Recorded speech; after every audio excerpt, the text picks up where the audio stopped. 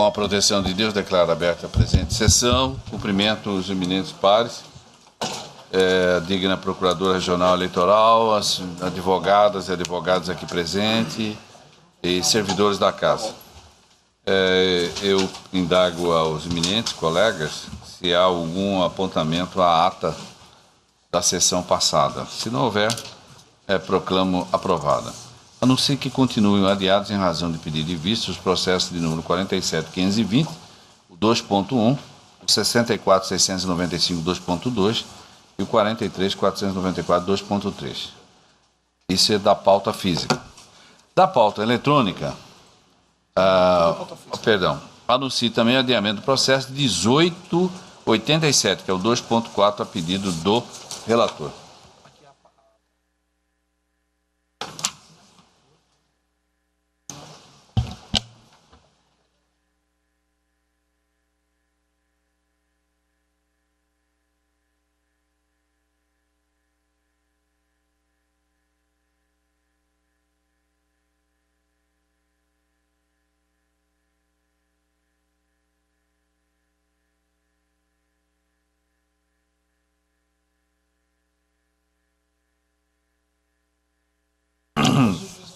Eu vou colocar primeiramente, para liberar os colegas, os juízes auxiliares da propaganda, o processo os quais eles são relator.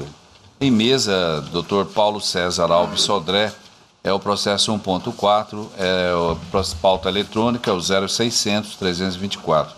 Trata-se de embargo, declaração, representação, direito de resposta. A parte embargante é Mauro Mendes Ferreira. A parte embargada é Itamar Will. O parecer escrito é pela rejeição dos embargos. O senhor tem a palavra. Obrigado, senhor presidente. Trata-se de embargo de declaração oposto por Mauro Mendes Ferreira contra o acordo que, em sessão plenária de 28 de agosto, por maioria, negou provimento ao recurso interposto. O referido acordo ficou sementado, eu peço vênia para não ler, está aqui à disposição dos eminentes pares. Curto o acordo. O embargante alega que houve contradição no acordo embargado quanto à inexistência de informações caluniosas, difamatórias e injuriosas, bem como e principalmente sabidamente inverídicas. Sustenta que, relativamente às matérias acessíveis através dos links que nomina, residem contradições, eis que na primeira houve atribuição de possível crime e fatos ofensivos à moral do embargante, e na segunda existe ponto em que a matéria é sabidamente inverídica. Requer ao final o provimento dos embargos com efeitos infringentes com deferimento do direito de resposta, ainda que parcialmente. Apesar de intimado, o embargado deixou transcorrer em óbitos o prazo assinalado. Em estado de se manifestar, o Ministério Público Eleitoral opinou pela rejeição dos embargos de declaração rejeitados. Declaração. O relatório, senhor presidente. Está ratificado já o parecer? Presidente, o voto está à disposição dos eminentes pares. Eu vou ser bastante sucinto, até para compensar o outro voto meu que demorou um pouco. Esse embargo de declaração, embora o nobre advogado diga que há contradição, não existe contradição. Eu estou defendendo aqui que ele apenas quer rediscutir a matéria. Tanto é que, no caso específico do fato sabidamente inverídico, houve aqui uma grande discussão, até transcrevo aqui a fala do nobre vogal doutor Ulisses, a minha fala e o doutor Ricardo, em que nós debatemos essa matéria, foi exaustivamente debatido, e trago jurisprudência do TSE no sentido de que para que haja contradição é necessário que haja contradição interna entre as teses e não apenas revisitar a matéria. Então, para poupar a Vossa Excelência, eu estou entendendo aqui que não há contradição com isso dos embargos, mas rejeito-os. É como voto, senhor presidente. Há alguma divergência quanto aos embargos? Está sendo rejeitado em consonância com o parecer ministerial. O Tribunal, à unanimidade, rejeitou os embargos de declaração nos termos do voto do relator e consonância com o parecer ministerial. Em mesa 1.8 é o 0600-940. Senhor presidente, obrigado pela participação. Obrigado. 0600-944, da relatoria do Dr. Mário Roberto Cono de Oliveira. É um recurso de representação pesquisa eleitoral, divulgação de pesquisa eleitoral fraudulenta. Aqui é uma parte que está recorrendo, são vários partidos, é o PR, PV, PRB, PT, PTB, Podemos, PMN, PCdoB e PP. A parte recorrida é Voz, Pesquisas e Comunicação Limitada. Não há parecer escrito. A palavra ao relator. Trata-se de recurso eleitoral interposto pela coligação à Força da União em desfavor de Voz, Pesquisas e Comunicação Limitada, em face da sentença proferida por este magistrado, qual julgou improcedentes esta representação, a impugnação número 600.948/48/2018 e a impugnação 609.4933/2018. Tal feito demanda breve relato sobre cada um dos autos associados a este feito principal. Na representação de origem, a representante alegou que o fato da pesquisa eleitoral se limitar a determinado município poderia privilegiar determinado candidato, tendo aduzido que as pesquisas sob número 0144/2018 e 02181/2018 teriam sido realizadas, respectivamente, somente na cidade de Várzea Grande e a segunda apenas em Cuiabá, sendo que em Várzea Grande foram entrevistadas 400 pessoas e em Cuiabá 600 pessoas, tendo concluído que tal fato configuraria irregularidade nas referidas pesquisas, haja vista que ofenderia o preceito da isonomia entre os candidatos. Por suas vezes, nos autos 600.948, em resumo, a representante destacou que o fato de serem simulados segundo turno sem a presença de todos os candidatos registrados para concorrer ao governo de Mato Grosso configuraria desequilíbrio ao pleito e irregularidade na pesquisa eleitoral sob número 144/2018, registrada em 25 de agosto do mesmo ano e com publicação para 31 de agosto. Mais especificamente, que os cenários para segundo turno para governo em Mato Grosso terem sido realizados apenas com os candidatos Pedro Taques Mauro Mendes e Wellington Fagundes, com a ausência de Moisés Franz e Arthur Nogueira. Feriria a isonomia entre os candidatos. Por fim, quanto aos autos sob número 600.949, foi registrado em síntese que a pesquisa 2181/2018, registrada em 25 de agosto, teria sido realizada apenas em Cuiabá, com 600 entrevistados, e que possíveis cenários de segundo turno, conforme acima alegado, teriam sido realizados apenas com 3 candidatos, feriria a isonomia entre os candidatos e a igualdade entre os mesmos. A sentença julgou as representações improcedentes pelo fato de as pesquisas eleitorais terem observado os comandos legais e foi permitida a divulgação das pesquisas impugnadas.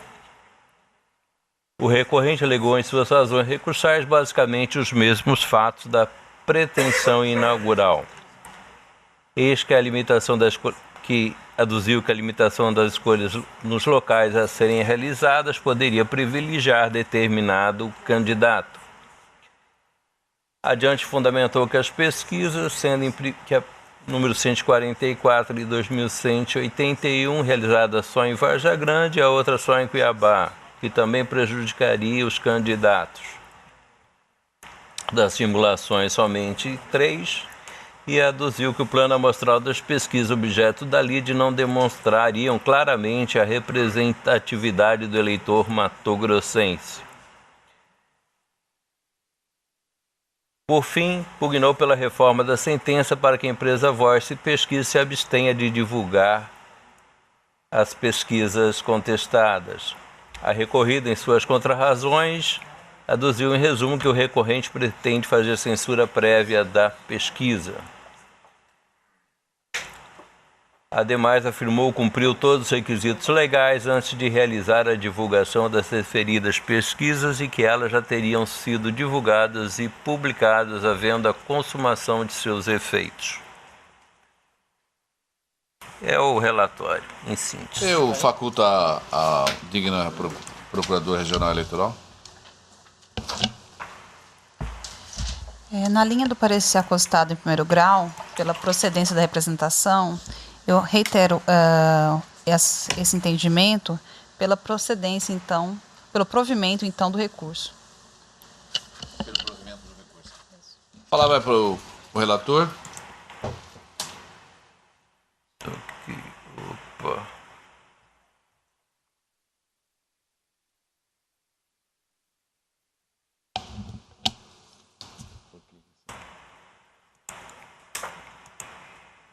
saiu.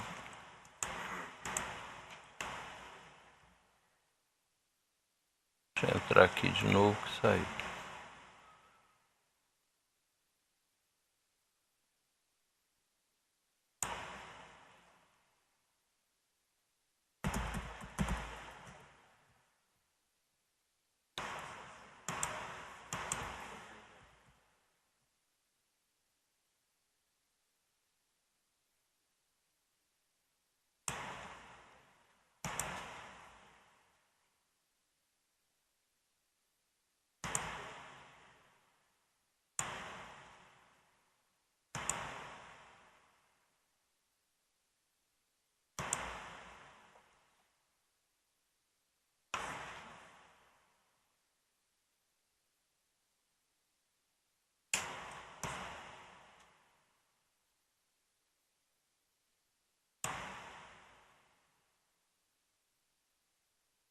Cadê a menina?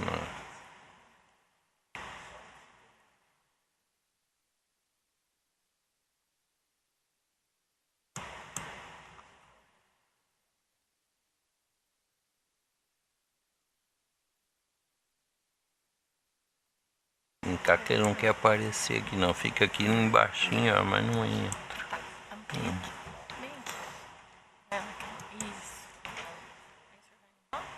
Isso. Agora apareceu.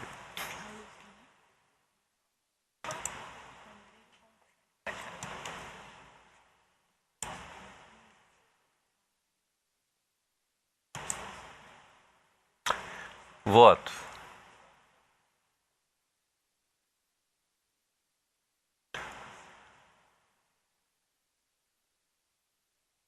Vou reduzir, já vou direto no mérito aqui.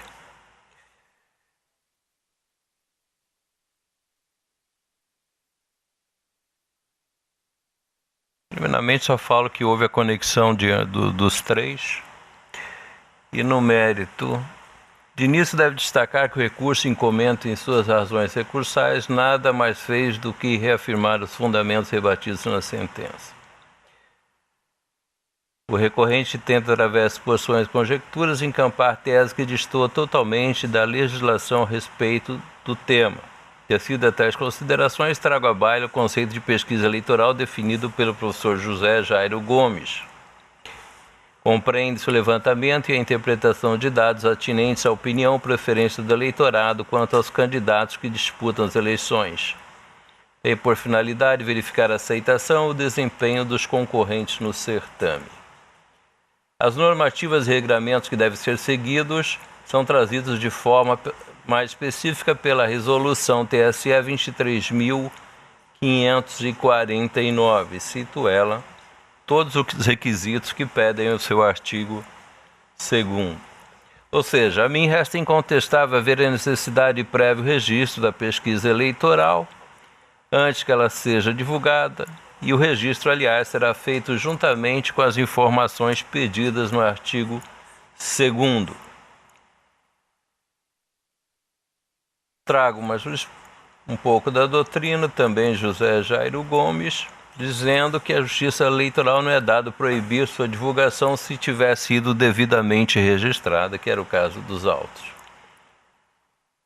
Ou seja, pelo ensinamento acima, não cabe à Justiça Eleitoral proibir a divulgação da pesquisa que foi devidamente registrada, a não ser a suspensão da sua divulgação caso haja deferimento da impugnação ao resultado da pesquisa nesse sentido.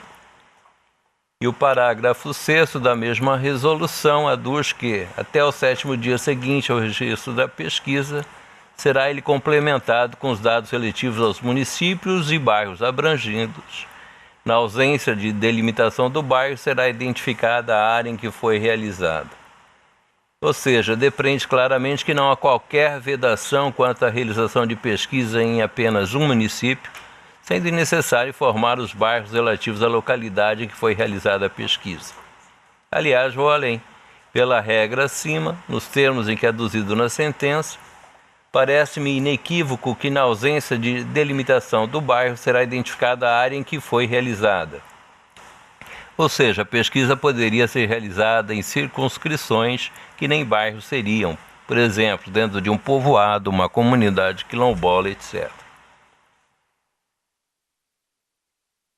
As pesquisas objeto da lide foram devidamente registradas sob números 144 e 2181. Trago uma jurisprudência a respeito, vou poupá-los da leitura. Além da necessidade do registro prévio perante a Justiça Eleitoral, a resolução em seu artigo 10º informa que na divulgação dos resultados de pesquisas atuais ou não serão obrigatoriamente informados o período da realização de coleta de dados, a margem de erro, o nível de confiança, o número de entrevistas, o nome da entidade ou da empresa que a realizou e, se for o caso, de quem a contratou, e o número de registro da pesquisa. Esse tema não foi objeto da impugnação, e sim, em tese, o caso dos autos não traz divulgação irregular de pesquisa eleitoral. Ademais, não merece prosperar a alegação do recorrente que, ante a provável lacuna da lei, deva o Poder Judiciário suprir tal omissão. Ao Judiciário cabe atuar no caso concreto ou em casos concentrados quando houver previsão legal, mas não atuar para suprir provável lacuna em lei. Aliás, assevera-se provável, pois o recorrente é quem levanta a tese de que não pode haver a realização de pesquisa eleitoral vinculado a apenas um ou outro município. A lei sequer faz qualquer menção quanto à possível restrição. Pelo contrário, amparada nos preceitos da liberdade de expressão, a lei aduz quanto ao local de abrangência da pesquisa, que essa deve indicar a área física da realização do trabalho a ser executado. Até porque a Justiça Eleitoral concede posição de preferência ao direito à liberdade de expressão de opinião, conforme julgado abaixo colacionado, vou poupá-los da leitura. E se o Poder Judiciário atuasse no sentido de suspender a divulgação de pesquisa regular e registrada na Justiça Eleitoral, está aí se invadindo indevidamente na liberdade de informação, tendo em vista que não foi apontado qualquer irregularidade nas pesquisas em comentos. Assim, reitere-se, a pesquisa pode até ser realizada em locais que não sejam definidos como bairros, desde que informe a respectiva área em que a pesquisa foi feita. No outro norte, quanto ao fato de as pesquisas eleitorais questionarem sobre prováveis cenários do segundo turno, os quais somente envolveriam os candidatos Pedro Táxi, Mauro Mendes e Wellington Fagundes, entendo que tal situação, por obviedade, não seria irregular. É sabido e consabido que no primeiro turno todos sabem quais serão os candidatos que disputarão os cargos eletivos, com fato no registro do candidato. Por sua vez, com relação ao segundo, antes da votação no primeiro turno, não se sabe quem serão os candidatos postulantes ao cargo eleitoral. Assim, por questão de lógica, não estaria vedada a realização da pesquisa envolvendo os candidatos que mais pontuaram no primeiro turno. Isto é, no segundo turno, somente 2 candidatos concorrerão ao pleito, por isso o cenário segundo turno, por serem simulações, pode envolver os candidatos que mais pontuaram no primeiro turno, pois os demais candidatos, em tese, não teriam chance de chegar ao segundo turno. Ademais, destaque-se que o recorrente não apresentou qualquer indício de irregularidade prevista legalmente nas pesquisas impugnadas. Assim, nego provimento ao presente recurso. É como voto. Todos estão de acordo com o colega, negando provimento ao recurso? Presidente, eu tenho algumas ponderações. Eu vou colher o voto. Desembargador Pedro Sakamoto. Doutor Luiz Rabaneiro. Vice Rabaneiro. Senhor presidente, o que se observa aqui é que não há na resolução de regência um dispositivo específico que aponte ou que proíba, né, que a pesquisa seja feita dessa ou daquela forma com relação aos locais de abrangência na coleta dos dados. Contudo, me parece evidente, data vênia, que se nós estamos tratando de uma eleição estadual, colher informações apenas em um município e divulgar os dados, evidentemente vai trazer um resultado que aparentemente reflete as intenções de voto da população numa eleição geral, em determinadas situações não vai se verificar na prática. Veja determinado exemplo, uma pesquisa que se refira, por exemplo, a um cargo majoritário, em que um candidato que se coloca em disputa é de uma determinada região norte, por exemplo, candidato de Sinop. Se for feita uma pesquisa só em Sinop ao cargo de governador, esse candidato vai estar, nas pesquisas, pelo menos se presume que vai sair em larga vantagem, quando isso pode não refletir a amostragem com relação ao estado todo. De modo que aqui me parece, data vênia, que andou bem o parecer da douta Procuradoria. É só uma coisa, doutor, com devida vênia, é que o que ficou observado é que cada publicação dessa, eu pedido desde o início para se fazer a pesquisa, e a divulgação observou e deixou claro aonde foram realizadas a pesquisa, ou seja, só em Cuiabá, só em Várzea Grande e a outra geral no estado. Só para elucidar. Então, nessas pesquisas que foram registradas, elas não foram feitas, então, exclusivamente numa determinada cidade. Elas foram feitas em geral. São 3 pesquisas. Uhum. Uma foi feita em Cuiabá e divulgado, quando divulgado foi em Cuiabá esse resultado. Outra foi feita em Várzea Grande, tá? Em Várzea Grande foi dado este resultado. Outra no estado. No estado foi dado tal resultado. Só para poder elucidar, mas pode usar. Entendi. De modo que, então, a impressão inicial que tive é que era uma única pesquisa, uma determinada localidade onde que foram coletados os dados e feita a divulgação, dando a aparência de que aquilo seria o resultado de um todo. Então, de fato, não é isso. Entendi. Presidente, de fato, eu partindo de uma premissa equivocada, mas com os esclarecimentos oportunos do doutor relator, eu verifico que, de fato, é o caso de acompanhá-lo. Doutor Ricardo. Foram 3 pesquisas, doutor Mário? Só Cuiabá, só Várzea Grande e no estado. 3 registros. E aí é aquela história da pesquisa parcial, né? Senhor presidente, eu vou pedir vista, trago na próxima sessão, que é amanhã, né? Não? Doutora Vanessa. Eu aguardo, presidente. Doutor Antônio Veloso, aguardo. Então, o relator e o primeiro vogal e o segundo vogal negou o provimento ao recurso. Pediu vista ao terceiro vogal e os demais aguardam. Julgamento suspenso.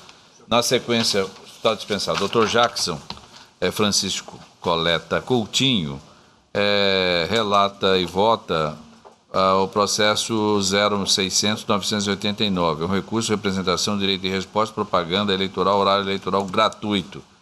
Aqui tem como recorrente José Pedro Gonçalves Taques e o Rui Carlos Ottoni Prado. E aí tem como a parte recorridas os partidos do DEM, PSD, PDT, PSC, MDB, PMB, PHS, PTC e o Mauro Mendes Ferreira. O parecer escrito da Procuradoria é pelo provimento do recurso. Com a palavra ao relator. Trata-se de recurso interposto pela coligação Segue em Frente Mato Grosso, José Pedro Gonçalves Taques, Rui Carlos Ottoni Prado, em face da sentença proferida por este magistrado, que confirmou a tutela de urgência anteriormente concedida e julgou procedente o pedido efetuado pela coligação para mudar Mato Grosso e Mauro Mendes Ferreira, deferindo o direito de resposta a ser exercido nos termos da Resolução 23.551/2017 pelo período de 1 minuto, no início do programa do horário eleitoral gratuito na TV, de acordo com o que determina o artigo 15, inciso 3º, a linha C, D e F da Resolução 23.547/2017, no período noturno e na modalidade de inserção. Segundo a inicial da representação por propaganda eleitoral irregular na TV com direito de resposta, durante uma das inserções do programa eleitoral gratuito na TV, dos horas recorridos, no dia 5/9, a partir das 19h26:54, foi veiculada a mídia propagandista em descompasso com a norma de regência, com nítido intuito de denegrir a imagem do representante. Esse magistrado deferiu parcialmente a tutela de urgência, determinando a intimação dos representados para suspender imediatamente a veiculação do aludido vídeo durante o horário eleitoral gratuito e proibir a sua repetição em qualquer mídia social pelas quais são responsáveis, sob pena de multa de R$20 mil por veiculação. A coligação representada compareceu aos autos, alegando a impossibilidade momentânea de cumprimento da decisão liminar, em razão de as transmissoras de TV terem se recusado a receber seus comunicados para suspender a veiculação da propaganda em dia não útil, asseverando que a presente inserção foi veiculada uma única vez na TV Vila Real, no dia 5/9/2018, e mesmo assim a veiculação ocorreu em decorrência do equívoco da própria emissora, pois ela somente constava no mapa de mídia para iniciar na veiculação a partir do dia 8/9. Os representados contestaram, pugnando pela revogação da liminar, bem como pela improcedência do pedido, alegando em síntese que não são os autores da matéria veiculada pelo jornal A Gazeta, mas apenas a reproduziram. Afirmam também que os fatos narrados não são sabidamente verídicos. A certidão de ID 68321 atestou a tempestividade da contestação. A Procuradoria da Regional Eleitoral opinou pela revogação da liminar e pelo julgamento improcedente da representação, sem prejuízo da cobrança da multa correspondente em virtude do descumprimento da liminar então vigente. A representação foi julgada procedente ao entendimento que a propaganda divulgada durante o horário eleitoral gratuito incorreu em uma fake news, ou fato sabidamente inverídico, a fim de manipular o direito da informação do eleitor, garantindo aos representantes o direito de resposta nos termos do artigo 58 da Lei 9.504/97. Em sede recursal, a coligação segue em frente Mato Grosso e José Pedro Gonçalves Tax e Rui Carlos Ottoni Prado requereram conhecimento e provimento do presente recurso para que a representação eleitoral seja julgada improcedente. Ele requereu o recebimento do recurso especial no efeito suspensivo.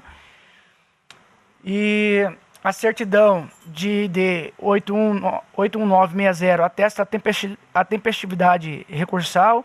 O recurso foi recebido no efeito suspensivo e devidamente intimados.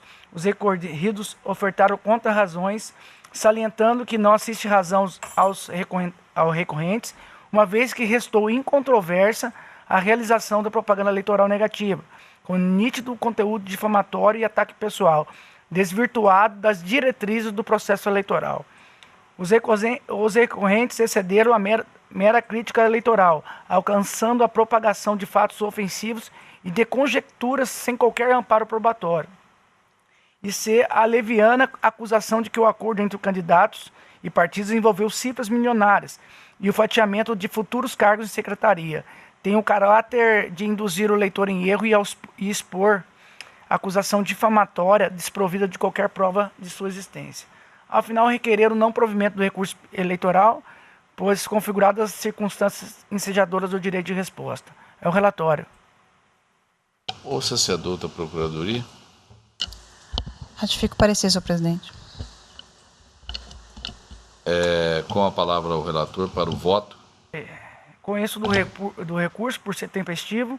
Na representação ajuizada pelo recorrido, foi requerido o direito de resposta com tutela provisória de urgência para determinar a suspensão de nova veiculação do programa no horário eleitoral gratuito na emissora de TV, bem como a concessão do direito de resposta nos termos da lei. Quando da prolação da sentença, entendi que a propaganda divulgou fatos sabidamente inverídicos, com o fito de manipular o direito de informação do leitor, concedendo ao recorrido, ora representante, o direito de resposta, nos termos da Resolução 23.551/2017, pelo tempo de 1 minuto, no início do programa do horário eleitoral gratuito na TV, no período noturno, modalidade de inserção. Aí aqui eu trago o dispositivo da sentença. É certo que a Lei das Eleições, em seu artigo 58, assegura o direito de resposta a candidato, partido político ou coligação, ainda que de forma indireta, por conceito, imagem ou afirmação caluniosa, difamatória, injuriosa ou sabidamente inverídico, difundidas por qualquer veículo de comunicação. Aqui eu trago o artigo. Destaco serem 3 os requisitos objetivos e formais para o processamento do pedido de direito de resposta. O primeiro, o relacionado à legitimidade de quem o requer. O segundo, contra a tempestividade do pedido. E o terceiro é a demonstração material da propaganda tida como por ofensiva. O primeiro requisito encontra-se comprovado nos autos. Com efeito, o candidato ao governador Mauro Mendes foi eleito em convenção, conforme o documento carregado nos autos. E, inclusive, seu registro de candidatura foi deferido, nos termos apontados na inicial, dando permissivo legal ao direito de resposta. O segundo requisito também se encontra demonstrado. A inicial se refere à inserção do ITV exibida no horário eleitoral gratuito, no dia 5/9, às 19h26 minutos e 54 segundos. A inicial foi distribuída na mesma data, qual seja, dia 6/9 de 2018, às 13h18. Logo, atendeu-se o prazo previsto do inciso 1º, parágrafo 1º do artigo 58. Quanto ao terceiro requisito, a petição inicial também se fez acompanhar da mídia de degravação do programa, com a respectiva transcrição do conteúdo, conforme se verifica dos documentos de comprovação.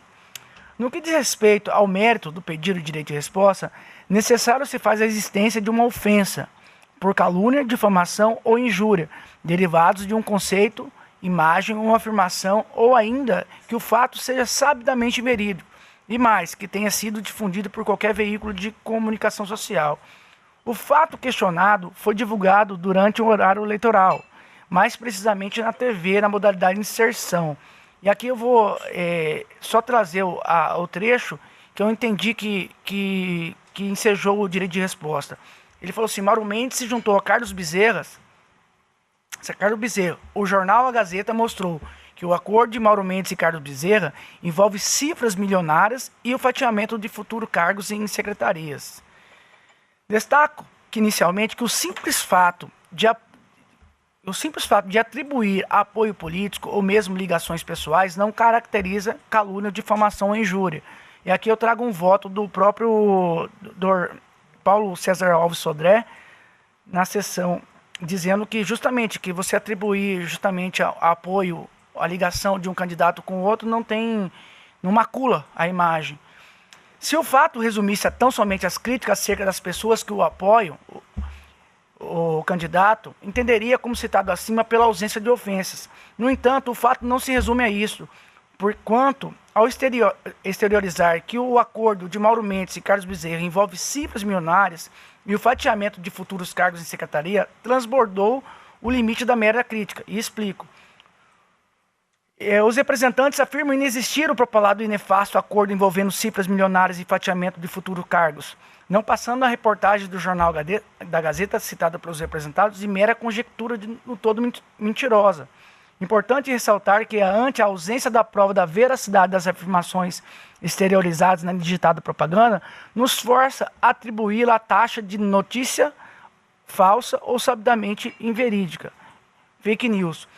Friso, a exemplo do caso subjúdice, que as ditas notícias falsas ou fake news, não importando a origem, se de jornal, revista ou mídias sociais, são prejudiciais e extremamente prejudiciais quando se tratando de período eleitoral e devem ser inibidas. E aqui eu trago uma citação do Valber Moura, e aí já passa adiante. Muito embora reconheça a crítica política dura, mordaz, espinhosa, áspera, seja peça essencial ao debate democrático, nos termos lecionados pela doutrinadora Aline Osório, no caso em apreço, extrapolou-se o direito de informar, descambando para o campo da ofensa, a honra do hora representante.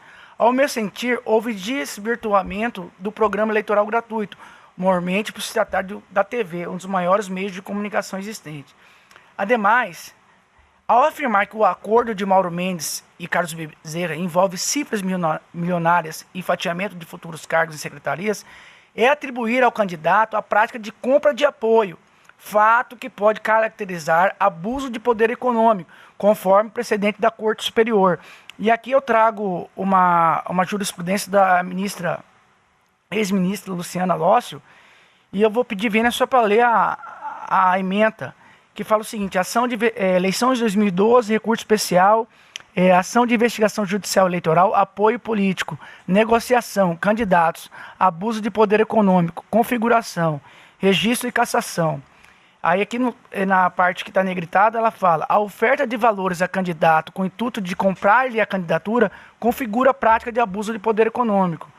A negociação da candidatura envolvendo pecúnia, sobretudo quando já deflagradas as campanhas, consubstancia conduta grave, pois exorbita do comportamento esperado daquele que disputa o mandato eletivo e que deveria fazê-lo de forma equilibrada em relação aos demais concorrentes.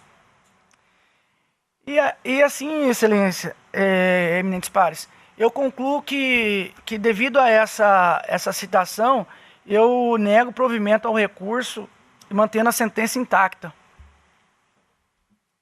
Todos estão de acordo? Presidente, só tem uma observação a fazer. Pois não. O relator, pelo que eu entendi, ele considerou o fato sabidamente inverídico também. Isso. Eu chego à mesma conclusão, todavia não por fato sabidamente inverídico, e sim por calúnia e afirmação caluniosa, difamatória e injuriosa. Porque sabidamente verídico eu não posso afirmar que é. Então, por esse fundamento, eu não...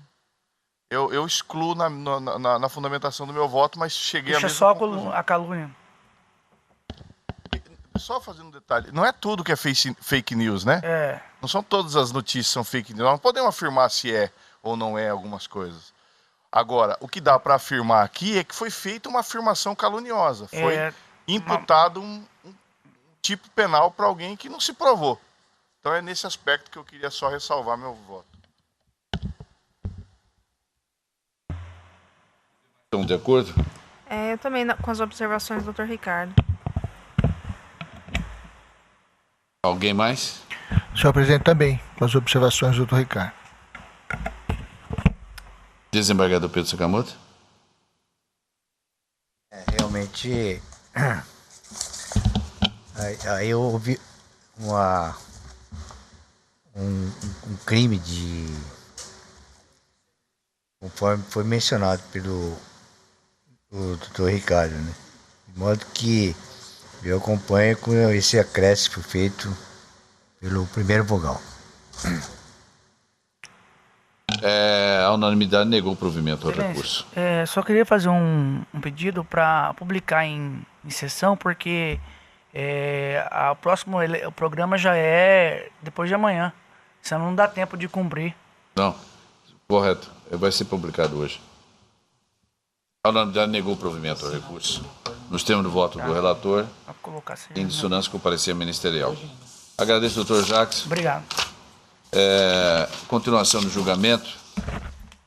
O 1.1 da pauta, o processo eletrônico 0600-814, impugnação de registro de candidatura, candidato a cargos de deputado estadual, Procuradoria Regional impugnante, a parte impugnada é Gilmar Donizete Fabris.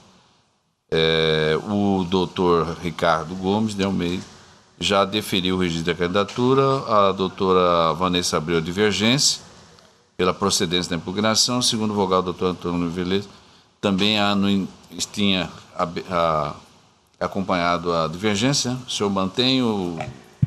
Senhor presidente, eu mantenho e acompanho a doutora Vanessa. O desembargador Pedro Sakamoto acompanha o relator, o doutor Ulisses Sabaneta acompanha o relator e eu, como último vogal, pedi vista. O processo em mesa cuida de uma impugnação ao registro de candidatura do candidato Gilmar Donizete Fabris ao cargo de deputado estadual, apresentado pela Procuradoria Regional Eleitoral, o argumento que estaria ele inelegível por haver sido condenado por órgão colegiado da Justiça Comum por crime contra a administração pública. O candidato contesta o fato, alegando estar com sua inelegibilidade suspensa sob o fundamento de que teria obtido decisão liminar do relator da ação penal a que responde perante o Tribunal de Justiça de Mato Grosso, consistente no deferimento do efeito suspensivo aos embargos de declaração oposta naquele feito, ainda pendentes de decisão. Do posicionamento do relator do RRC, entende o doutor relator que, abre aspas, o exame acerca dos elementos que deve revestir a presente inelegibilidade restou prejudicado, eis que subsiste decisão proferida pelo desembargador relator dos autos da ação penal 14.899/2009, que liminarmente recebeu os embargos de declaração interpostos contra a decisão condenatória no efeito suspensivo, fecha aspas. Acresce que, abre aspas, portanto, não obstante as alegações da douta Procuradoria, é inequívoco que a decisão liminar que concedeu efeito suspensivo nos autos da ação penal que condenou Gilmar Donizete Fábio a pena de 6 anos e 8 meses de reclusão em razão da prática do crime de peculato, suspende, ainda que provisoriamente, o suporte fático da inelegibilidade descrita no artigo 1º, a linha E da Lei Complementar 64/90, fecha aspas. Ao final, julga improcedente a presente ação de impugnação de registro de candidatura e, por consequência, defere o pedido de registro de candidatura de Gilmar Donizete Fábio para o cargo de deputado estadual nas eleições de 2018. O voto do doutor relator foi acompanhado pelo excelentíssimo senhor desembargador Pedro Sakamoto e pelo excelentíssimo doutor Ulisses Rabaneira dos Santos. Do posicionamento divergente. Abriu divergência a excelentíssima doutora Vanessa Curti Perenha Gasques para acolher a impugnação e indeferir o registro de candidatura de Gilmar Donizete Fábio ao fundamento de que houve evolução na jurisprudência do Tribunal Superior Eleitoral no que tange a súmula TSE 44, no sentido de exigir-se decisão colegiada para que sejam suspensos os efeitos da inelegibilidade, em detrimento do poder geral de cautela conferido ao magistrado pelo Código de Processo Civil, consoante estabelecido no aludido enunciado sumular. Acompanharam a divergência, portanto, novamente repito, aqui os senhores Antônio Veloso Peleza Júnior e o Luiz Aparecido Bortolucci Júnior. Do breve histórico, importância da lei da ficha limpa. A capacidade eleitoral constitui elemento essencial da cidadania. Sem ela, pode-se dizer que se tem o meio cidadão, ou quase cidadão. Seja porque não pode votar, seja por não poder ser votado. De uma forma ou de outra, não pode participar da vida de seu país. Não toma parte dos projetos das decisões políticas que o vão afetar. Lembro que a verdadeira democracia, em breve síntese, diz respeito à elaboração de leis por aqueles que a ela estarão sujeitos, pois, abre aspas, todo o poder emana do povo que o exerce por meio de representantes eleitos ou indiretamente, fecha aspas, consoante expressamente estabelece o artigo 1º, parágrafo único da Carta Magna. Nesse sentido, destaco o trecho do recente voto do eminente ministro Luiz Roberto Barroso, proferido nos autos do processo de registro da candidatura do ex-presidente Luiz Inácio Lula da Silva, abre aspas. Como se viu, a Lei Complementar 135/2010 originou-se de projeto de lei de iniciativa popular que contou com mais de 1,5 milhões de assinaturas e foi aprovada com a votação expressiva no Congresso Nacional. Tem lastro no artigo 14, parágrafo 9 da Carta de 1988, que impõe a proteção da moralidade como valor para o exercício do mandato eletivo, considerada a vida pregressa do candidato, e teve sua constitucionalidade assentada pelo Supremo Tribunal Federal, que entendeu que a condenação criminal por um órgão 34 colegiado, ainda sem o trânsito julgado, constitui forte indício de fato desabonador da moralidade do cidadão para o exercício do mandato, autorizando a restrição ao direito à elegibilidade. Além disso, referida causa de inelegibilidade tem sido aplicada pela Justiça Eleitoral de forma igualitária e impessoal a todos os cidadãos condenados em decisão proferida por órgão judicial colegiado. Fecha aspas. Desse quadro é de se ver ampliada a relevância da elegibilidade do cidadão, ou seja, da sua capacidade eleitoral passiva, que é o ponto fulcral do que está em julgamento nestes autos. A constitucionalidade da lei da ficha limpa. De se destacar que o Supremo Tribunal Federal já teve a oportunidade de se manifestar sobre a constitucionalidade da lei da ficha limpa, o que vem reforçar a importância dos temas em debate. Trata-se das ADS, número 29 e 30, bem ainda a AD 4.578, em julgamento conjunto na sessão plenária de 16 de fevereiro de 2012, o STF, por maioria de votos, concluiu pela constitucionalidade da Lei Complementar 135/2010, a lei da ficha limpa,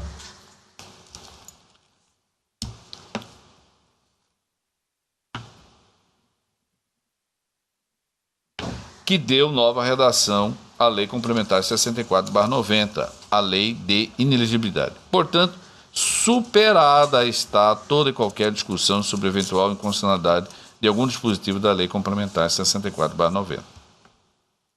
Do ponto fulcral em discussão.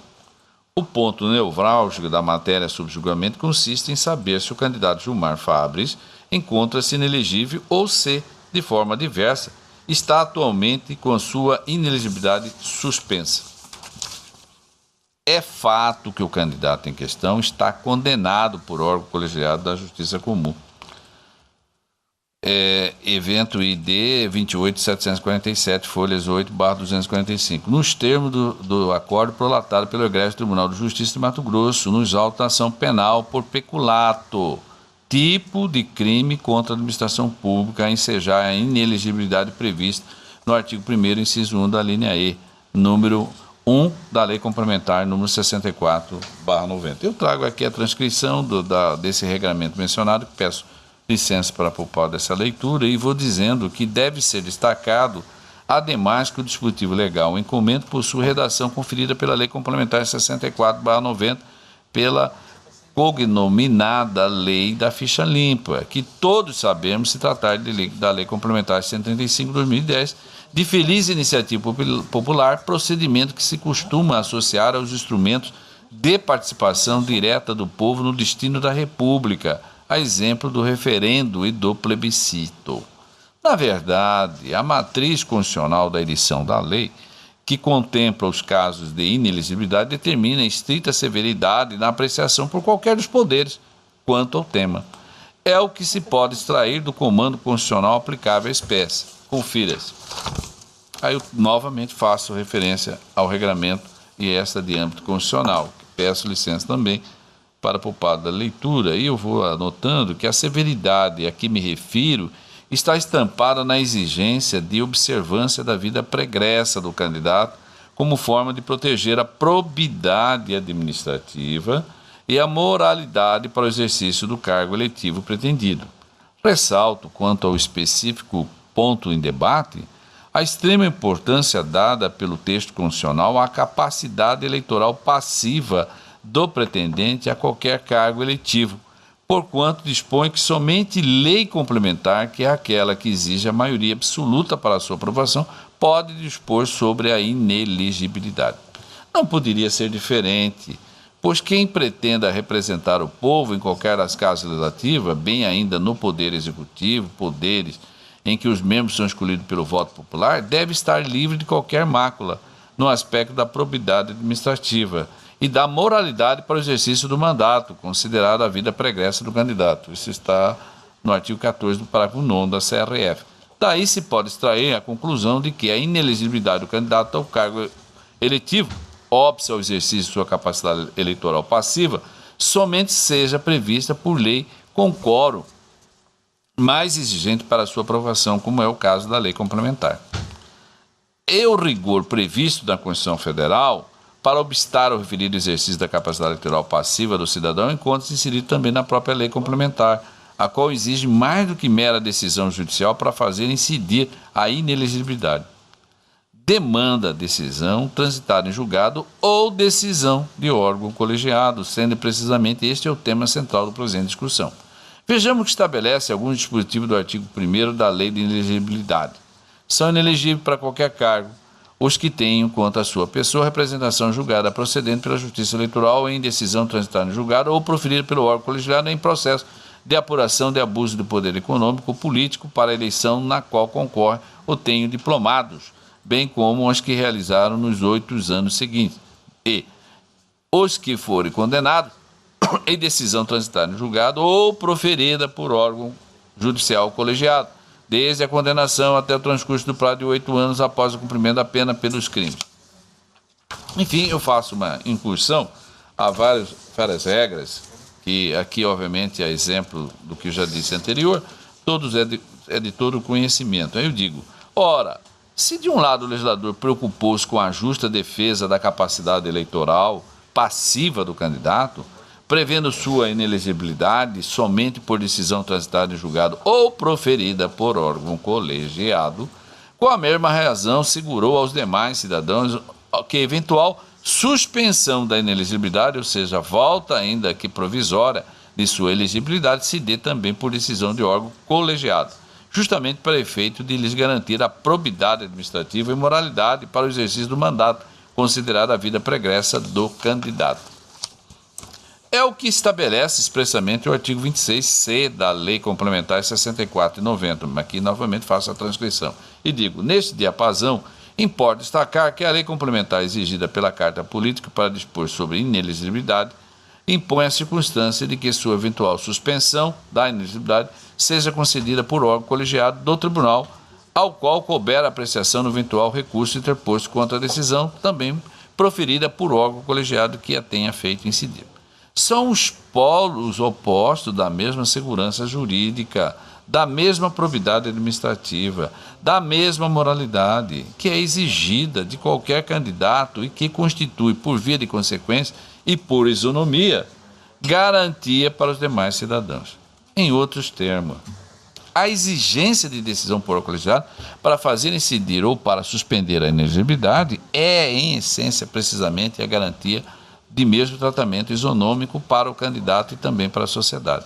Nesse sentido, forçoso concluir que a decisão que suspenda a inelegibilidade precise ser proferida indubitavelmente por órgão colegiado, tanto quanto a que o fez incidir. Mas surge a questão: exigir no presente caso a prolação de decisão colegiada do Tribunal de Justiça de Mato Grosso representaria desrespeito à decisão judicial monocrática exarada pelo juiz relator da ação penal correspondente? É o tema versado neste outro tópico.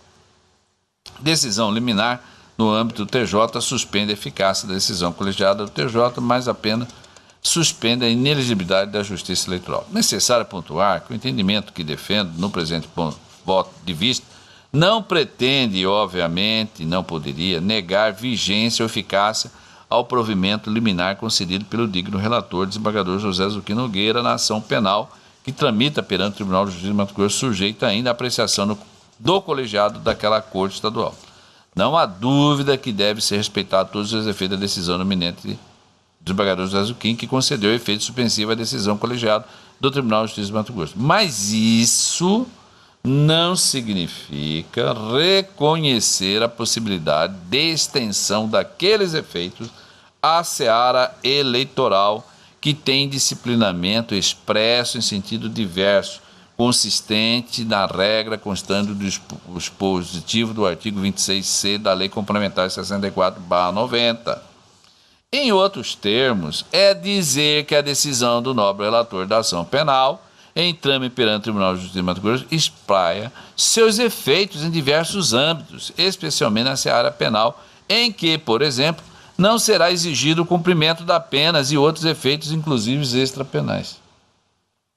Porém, não se pode admitir plausível que os efeitos daquela decisão monocrática da Justiça Comum venham a incidir em circunstância que a própria lei estabelece expressamente como dependente de decisão do órgão colegiado, pois se somente decisão de órgão colegiado pode gerar a inelegibilidade nos termos dos vários dispositivos aqui já mencionados. Assim como não cabe à Justiça Eleitoral apreciar a correção ou não da decisão proferida pela Justiça Comum, o mérito dessa decisão, de idêntica forma, não podem as decisões da Justiça Comum interferir na seara eleitoral, cuja competência é exclusiva dos tribunais eleitorais, exceto quando a lei expressamente assim o determinar. E a lei eleitoral expressamente determina que a decisão da Justiça Comum precisa ser colegiada, de ordem a suspender a inelegibilidade.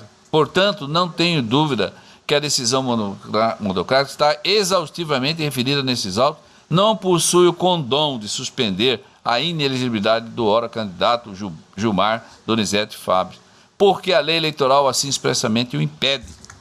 A bem da verdade, o próprio relator desembargador José Zuquim, em sua decisão, hora em discussão, assim se manifestou. Ele faz menção a isso. Eu vou poupá-lo aqui da leitura. Aliás, isso vem ao encontro do recentíssimo posicionamento do eminente ministro Luiz Roberto Barroso, quando do julgamento do RRC do candidato a cargo presidente da República, Luiz Inácio Lula da Silva. Confira-se a propósito a emenda. Aqui eu trago a emenda que é também de conhecimento de todos aqui. E aí, eminentes pares, forte nessa razão, com fulcro no artigo 1º, inciso 1 da linha E, item 1, combinado com o artigo 26C, caput da lei complementar, julgo procedente a impugnação apresentada pela Procuradoria Regional Eleitoral a fim de reconhecer a inelegibilidade do impugnado e, por consequência, com as vênias ao doutor relator, acompanha a divergência para indeferir o registro de candidatura de Gilmar Donizete Fábio para o cargo de deputado estadual nas eleições de 2018. Portanto, o tribunal, por maioria, julgou procedente a impugnação e, consequentemente, indeferiu o pedido de registro de candidatura de Gilmar Donizete Fábio, nos termos do voto da adulta primeira vogal e em consonância com o parecer ministerial. Próximo julgamento, Dr. Ulisses Rabaneda, é o processo 0600-859, embargo de declaração, registro de candidatura RRC, candidato cargo deputado federal Gregório Varinatese, e versus, aqui o parecer é pelo deferimento do registro de candidatura.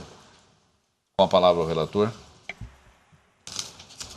Presidente, eu vou simplificar. Esse registro de candidatura, esta corte indeferiu, é um indígena.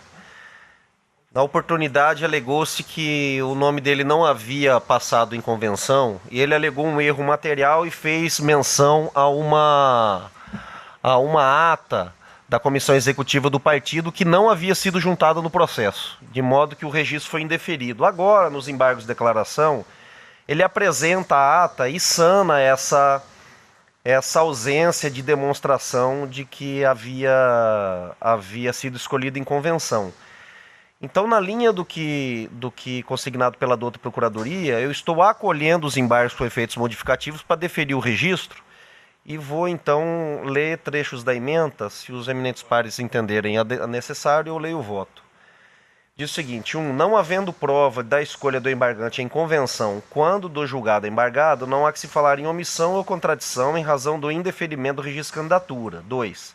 Em registro de candidatura é possível, nas instâncias ordinárias, a juntada de novo documento com os embargos de declaração, devendo a corte apreciá-lo como de direito. 3.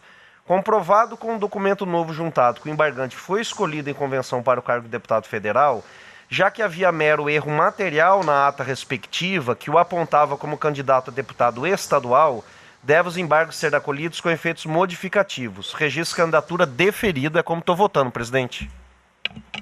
O colega está acolhendo os embargos, como ele já explicou, e isso está ao encontro do parecer escrito. Eu indago se há algum voto divergente. Se não houver, eu proclamo resultado. O tribunal, por unanimidade, acolheu os embargos de declaração no termo do voto do doutor relator em consonância com o parecer ministerial. Dr. Ricardo Gomes de Almeida, há uma exceção de suspeição, processo judicial eletrônico 0600-894, referência número do processo, representação, eleição de 2018, a parte recipiente é a Procuradoria Regional Eleitoral e a parte excepta é o Jackson Francisco Coleta Coutinho. O senhor está com a palavra.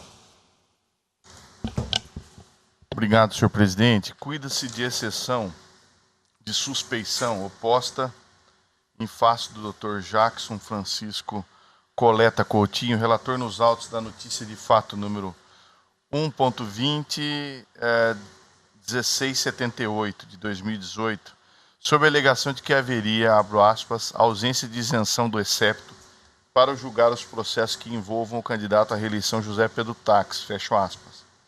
Alega recipiente que o irmão do excepto, senhor Zidiel Infantino Coutinho Júnior, seria servidor público comissionado de alto escalão DGA 2, atualmente exercendo suas funções junto ao gabinete do governador deste estado, senhor José Pedro Tax, estando direta e imediatamente vinculado ao chefe do Poder Executivo Estadual. Prossegue a recipiente afirmando que, além desses fatos, constatou-se que o excepto e seu irmão residem no mesmo endereço, que, no seu sentir, demonstraria a ligação estreita de ambos. Diante disso, sustenta que o excepto, juiz Jackson Francisco Coleta Coutinho, é suspeito para exercer com a necessária isenção sua função judicante nos processos que envolvam o candidato à reeleição José Pedro Gonçalves Tax, uma vez que seu irmão possui estreita ligação com o chefe do Poder Executivo. Dessa forma, requereu o reconhecimento da suspeição do magistrado, excepto com base no artigo 145, inciso 4 do CPC, interessado no julgamento do processo em favor daquele de qualquer das partes, e também no artigo 252, inciso 4 do Código de Processo Penal.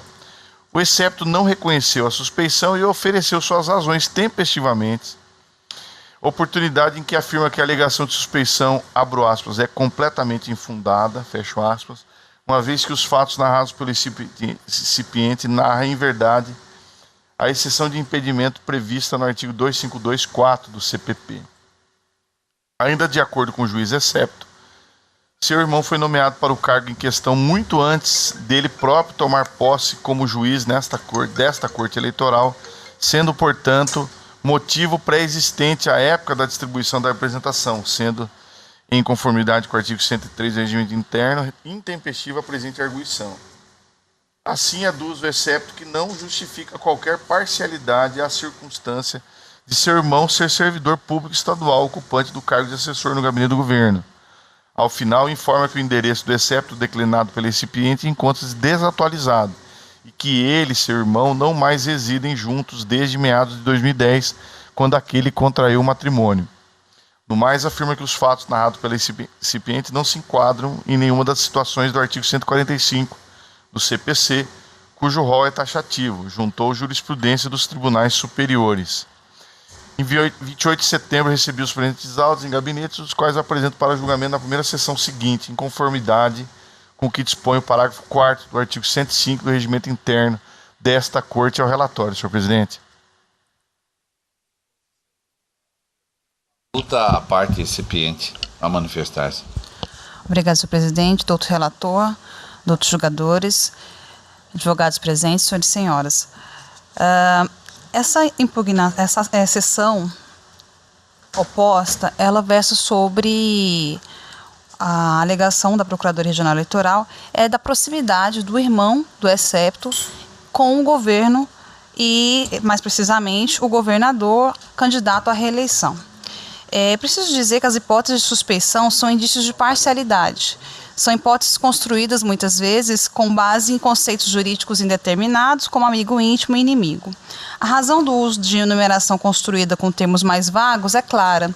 Não há como imaginar todas as situações possíveis de suspeição, mas não se pode tolerar, pelo princípio do juiz natural, que um juiz suspeito julgue a causa. É uma condição, então, sine qua non do devido processo legal. Que Ovenda, por exemplo, associa a imparcialidade à própria característica incitar à jurisdição que a diferencia do legislativo e do executivo.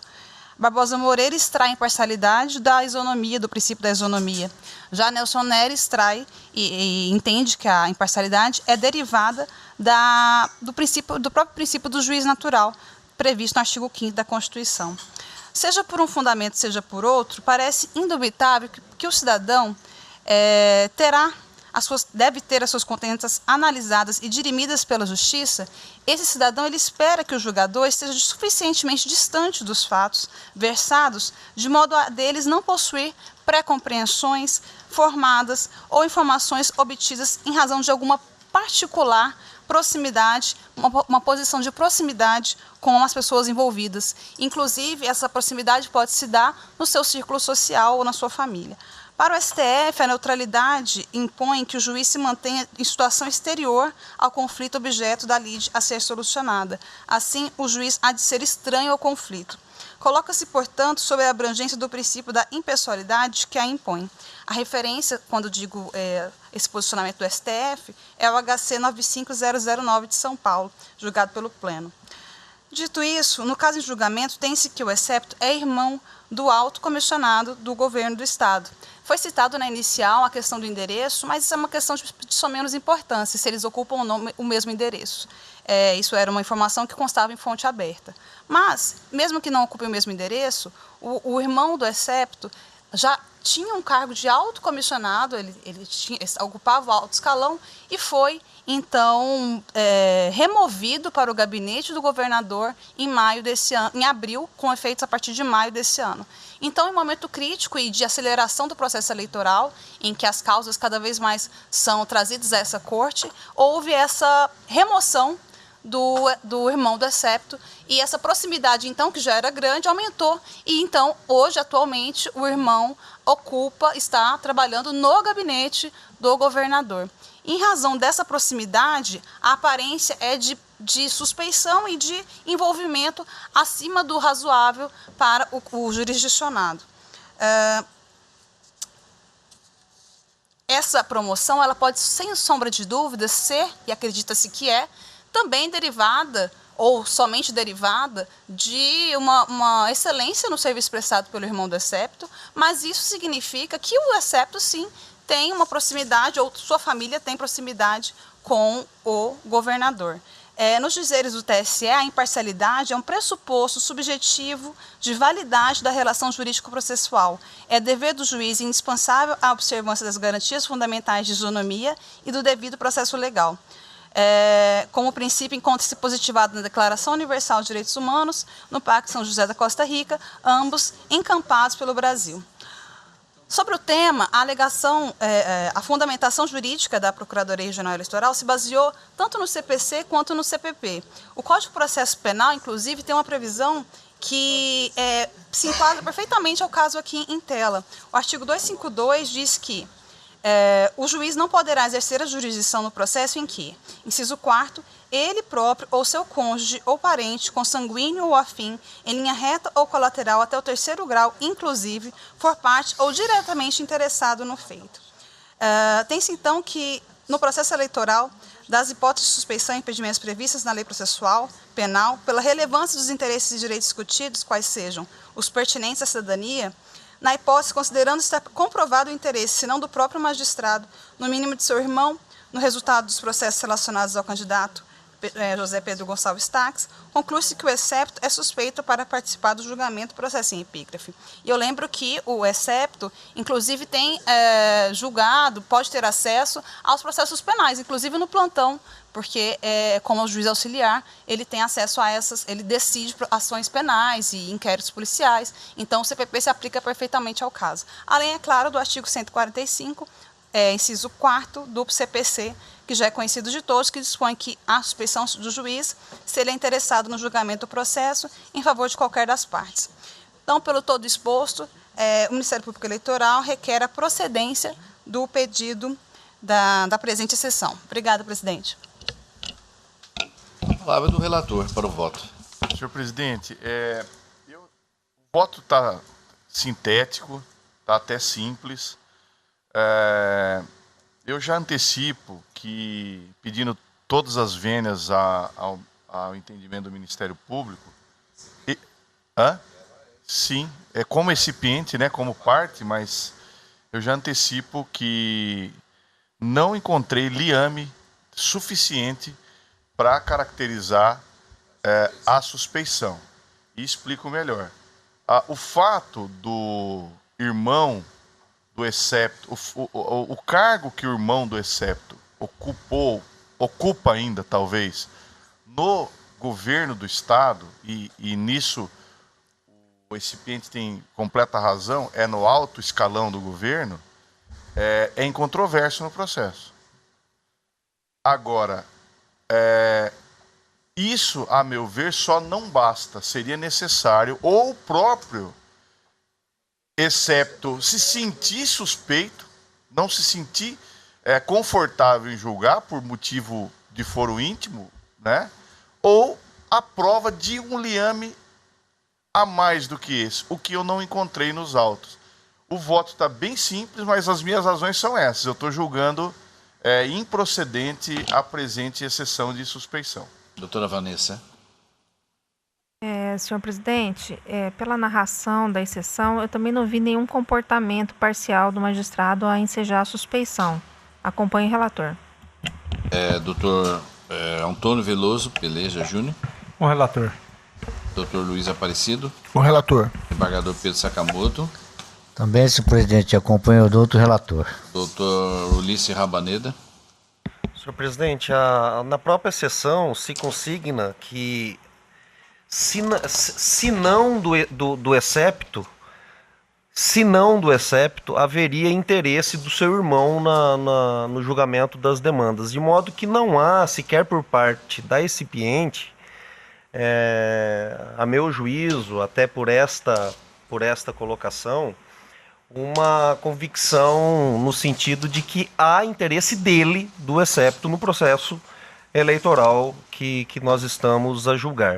O fato do irmão dele ter algum interesse não faz com que isso abale, a meu juízo, a imparcialidade que deve estar em volta ao julgador, de modo que eu acompanho às inteiras o voto do outro relator. Eu proclamo o resultado. A unanimidade julgou improcedente a exceção de suspeição, nos termos do voto do doutor relator. Doutora Vanessa Curti Perenha, a 1.5 da pauta é 0600-590.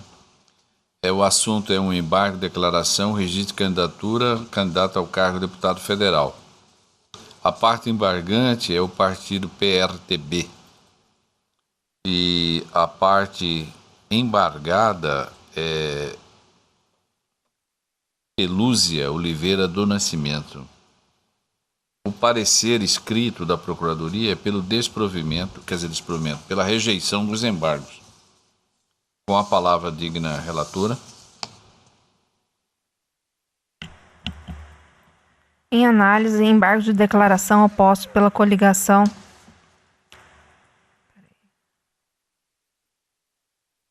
Só um pouquinho. O que eu faço, Paulo?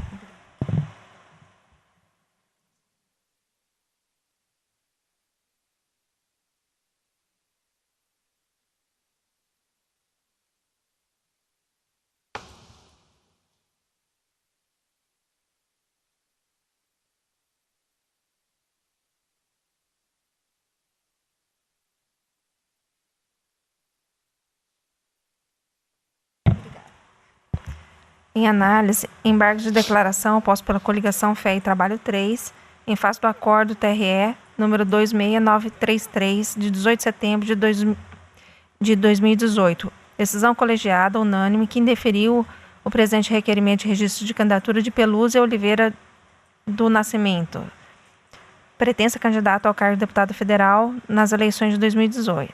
Aqui eu transcrevo a ementa da decisão que poupo-lhes da leitura. Nos aclaratórios, a coligação embargante alega contradição e erro material no julgado, pois o registro foi indeferido com base somente no indeferimento do DRAP. Todavia, sustenta a embargante o artigo 48 da Resolução de Regência, que prescreve o indeferimento do DRAP só pode ser óbice ao deferimento da candidatura quando aquela decisão tiver transitado em julgado, o que ainda não teria. Pede a embargante o acolhimento dos declaratórios com efeitos modificativos e o consequente deferimento do registro de candidatura. A douta Procuradoria Regional Eleitoral opina pela rejeição dos embargos. É o relatório. Ouça-se a douta Procuradoria. Ratifico o parecer, senhor presidente. Ratificado o parecer, voto da relatora. Tá.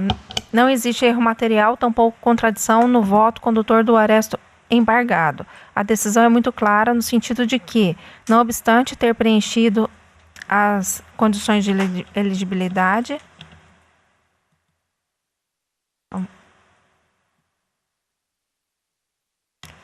então a questão eu vou resumir aqui. Nós analisamos, né, todas as questões de elegibilidade e inelegibilidade, porém remanesce a questão do DRAP, então por isso foi indeferido. No entanto, essas questões foram devidamente analisadas e mantém-se um indeferimento apenas e tão somente pelo indeferimento do DRAP. Então, de modo que eu estou rejeitando os embargos. Todos estão de acordo, os colegas? Então, a unanimidade, o tribunal rejeitou os embargos, declaração nos termos do voto da relatora em consonância com o parecer ministerial. Na sequência, doutora Vanessa, ela continua com a palavra, um outro embargo, declaração. Processo Judicial Eletrônico 0600-587. registro de candidatura, candidato ao cargo de deputado federal, coligação. E aqui a parte embargada é Naira Cristina Moraes Rosa. O parecer é pelo acolhimento dos embargos e pelo deferimento do registro da candidatura. A senhora está com a palavra.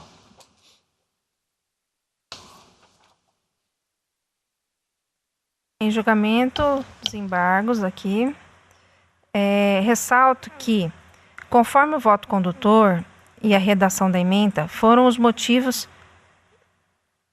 Só um momentinho. Novamente.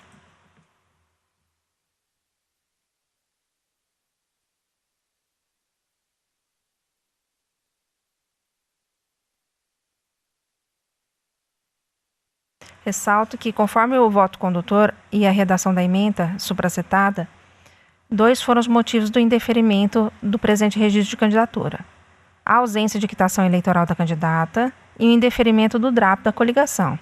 Aqui, nos aclaratórios, a coligação embargante sustenta que a candidata procurou o cartório e efetuou o pagamento das multas eleitorais em atraso, o que lhe permitiu a obtenção da certidão de quitação eleitoral acostada no ID 73029, emitida por aquela serventia eleitoral.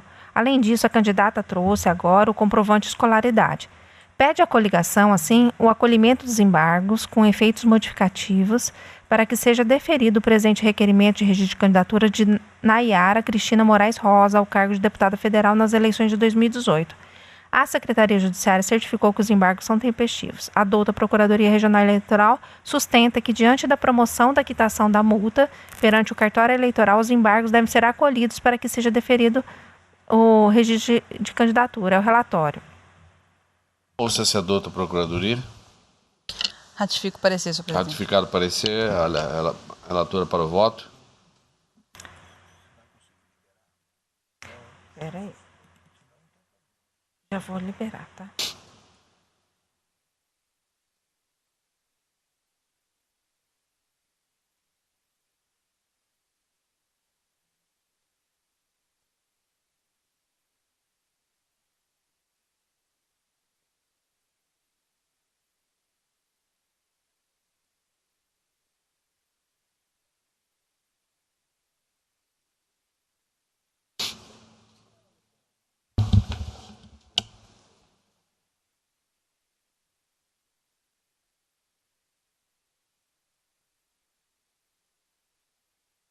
Acho que é. Uhum.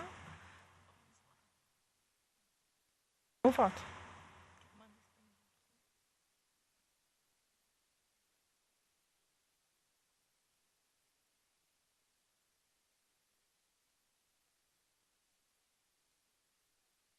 Onde?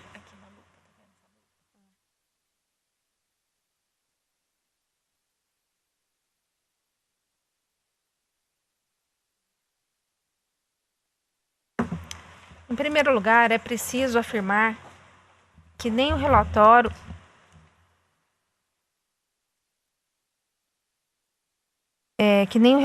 tampouco o voto condutor afirmaram falta de escolaridade da candidata Nayara. Essa questão não foi discutida no julgamento. Os motivos citados no relatório e no voto desta relatora para o indeferimento do presente RRC foram exatamente as seguintes questões: ausência de quitação e indeferimento do respectivo DRAP, Fé e Trabalho 3.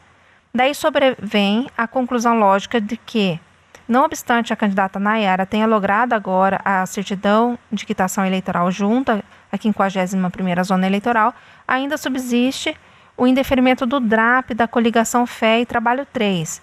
Portanto, apesar da candidata ter provado o preenchimento das condições de elegibilidade e que não incide em qualquer inelegibilidade, o registro da candidatura deve ser negado porque o DRAP da coligação Fé e Trabalho 3 foi indeferido por esta Corte. É o que determina a norma prevista na primeira parte do caput do artigo 48 da Resolução TSE 23.548, qual seja, a de que o indeferimento do DRAP é fundamento suficiente para indeferir os pedidos de registro a ele vinculados.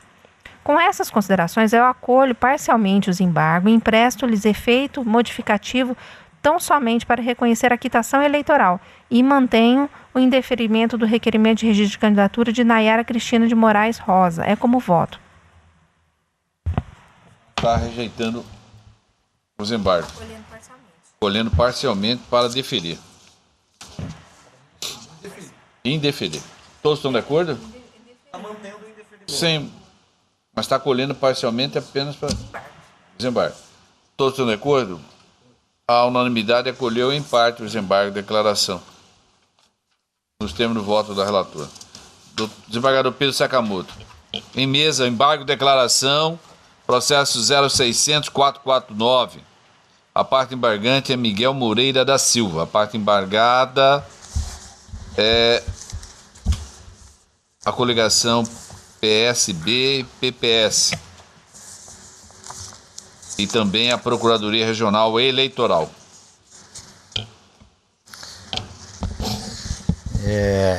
Embargo de declaração com efeitos infringentes, oposto por Miguel Moreira da Silva e pela coligação Segue em Frente Mato Grosso 3, contra o acordo 26.938 deste tribunal, publicado em 24 de setembro de 2018, prolongado processo de registro de candidatura 0600-449-64-2018, é bem que sejam esclarecidos determinados pontos, bem ainda ser suprida a omissão do citado decisão colegiado.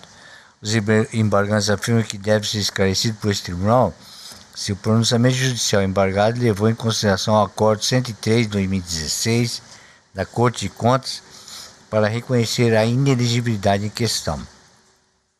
Observaram também que esta Corte Eleitoral deixou de pronunciar acerca de dúvida contínua no acordo 366 de 2017 do Tribunal de Contas do Estado, consistente em suspeitas sobre a efetiva aplicação do valor apurado como irregular no contrato 7 de 2014, dúvida essa que teria motivado a instauração de tomada de conta especial. Nesse contexto, há duas embargantes que o egrégio Tribunal de Contas do Estado, Mato Grosso, não afirmou que haveria pagamento por serviço não prestado, mas sim que haveria dúvidas quanto à prestação de serviço, o que já seria suficiente para afastar a inelegibilidade, uma vez que a decisão da Corte de Contas não foi conclusiva. A dúvida de base que o acordo embargado foi omisso quanto à conclusão alcançada pela tomada de conta especial, que assentou que inexistiria dano ao erário. Por derradeiros embargos, os embargantes destacam que não houve pagamento de despesas relativas ao contrato objeto de análise, sem o devido atesto, sendo que o que restou ausente foi a identificação do servidor responsável. E assim, todos os pagamentos foram acompanhados dos devidos atestos, circunstâncias que afastariam o dolo. Nesse sentido, os embargantes pleiteiam o conhecimento e acolhimento dos presentes embargos, a fim de que seja reformada a decisão que indeferiu o registro de candidatura do embargante Miguel Moreira da Silva. Nas contratações, o Ministério Público manifestou pelo desprovento dos embargos, uma vez que a decisão requerida não padece nenhum vício que justifique a sua reforma. É o relatório, presidente. Mantenho as contrarrazões já apresentadas. Presidente, aqui eu lendo a emenda que acho que é o suficiente para compreensão dos fatos. Embargo de declaração com efeito infringente, registro de candidatura, impugnação com fundamento na hipótese de inelegibilidade pela rejeição das contas dos administradores públicos, representa os requisitos previstos no artigo 1º, inciso 1, a linha G da Lei Complementar 64/90, inelegibilidade configurada, embargante que alega existência de obscuridade e omissão no acordo, vistos não evidenciados, mera pretensão de rediscutir matéria já apreciada por esse tribunal, aclaratórios desprovidos. Se quiser, eu leio o voto, que é meio longo o voto, né? Então acho que é o suficiente os embargos. Mas se for necessário, eu leio aqui. O senhor está rejeitando? Estou rejeitando. Todos os colegas rediscussão de matéria. Sim, todos estão de acordo com o relator? Então, a unanimidade rejeitou os embargos de declaração nos termos do voto do relator. Concluída a pauta judicial, passemos agora ao administrativo. Em mesa, o processo 0601-611, É um processo administrativo, minuto de resolução, matéria administrativa, plano de transmissão do resultado das eleições gerais, naqueles lugares de difícil acesso. É a Coordenadoria de Infraestrutura Computacional, que é a parte interessada. Eu estou encaminhando, se foi encaminhado aos senhores, é uma minuta de resolução, pela aprovação dessa. Inclusive, precisamos publicá-la em sessão, em razão da urgência. Todos estão de acordo? De acordo. Todos estão de acordo? Então, o Tribunal, por unanimidade, aprovou o normativo que dispõe sobre a instalação de ponto de transmissão de boletim de urnas de eleições. O segundo processo administrativo é o 0601-625. Aqui é a doutora Vanessa, que sempre está na frente, sobre a alimentação dos indígenas. No caso de Marcelândia e de Gaúcha do Norte.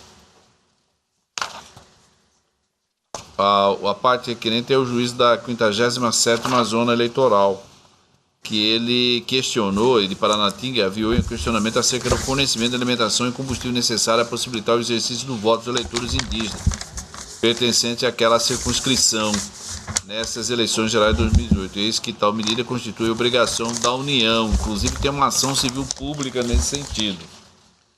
Todos estão de acordo? Hein? Foi deferir. Deferindo. Todos estão de acordo? Então, à unanimidade, o tribunal homologou a portaria, né, que dispõe sobre a concessão de alimentação e transporte de eleitores indígenas aptos ou inscritos nos locais de votações específica pertencentes à 32ª e à 57ª Zona Eleitoral. Na sequência, nós temos aqui o 0601-580, que é um processo de homologação da portaria da criação do posto eleitoral, município de Ribeirão Cascaleira. Designação do servidor municipal para responder pelo posto, que é o juízo da 31ª Zona Eleitoral do Canarana, que requereu. A proposta é a homologação da portaria 08/2018, expedida pelo juízo da 31ª Zona Eleitoral sediada em Canarana. Por meio da lida portaria, foi criado um posto eleitoral de Ribeirão Cascaleira, e designado como responsável por aquele posto eleitoral a senhora Edilvane Matos Guimarães, servidora do município de Ribeirão Cascaleira. É um relatório. Eu estou encaminhando no sentido de designar ela como responsável, servidora daquele município, para responder por esse posto. Todos estão de acordo? Então, o tribunal, a unanimidade, homologou a portaria número 08/2018, expedida pelo juiz da 31ª Zona Eleitoral, sediada em Canarana, que criou o posto eleitoral de Ribeirão Cascaleira. Eu solicito ao diretor que faça a leitura dos acordos em sessão. Publicação em sessão.